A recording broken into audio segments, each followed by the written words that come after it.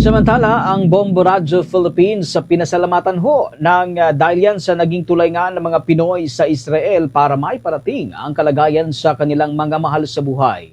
Ang detaang balitang yan tinutukan ng Bombo Radyo Jensen. Sa gitna ng tumitinding tensyon at banta ng mga missile sa bansang Israel, tiniyak ni Lucy Cloud, Bomb International Correspondent mula sa nasabing bansa, na sila'y ligtas.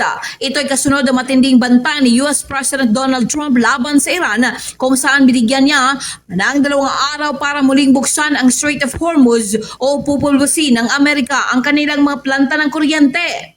Inihayag ni Cloud, totoo na may mga missile na dumaan o napupunta sa kanilang area, pero agad naman itong nai-intercept pa ng gobyerno ng Israel, kaya't masasabi nitong normal ang lahat sa ngayon. Dagdag nito, panay ang natatanggap nilang emergency alert at naririnig na sa rin dahil sa patuloy na missile attack ng Iran, kung kaya't agad silang papasok sa bomb shelter tulad ng palaging paalala ng Israeli government. Gayunpaman, madamdaming sinabi ni Cloud na hindi maiwasang kabahan minsan, pero nilalakasan lang nito ang loob sa kabila ng gyera para sa pamilya, kaya't lalabanan ng takot.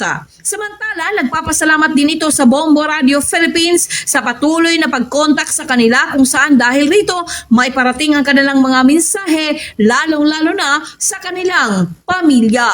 Safe kami ngayon kahit pa maraming missile na nadaan o na pupunta dito, na-intercept naman ng gobyerno ng Israel. Kinakabahan, natatakot minsan, pero lakasan lang ng loob kasi narito na eh.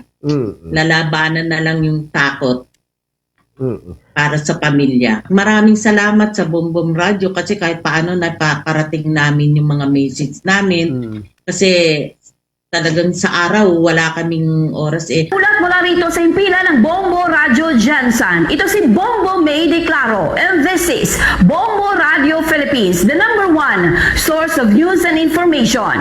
Basta Radio, Bombo!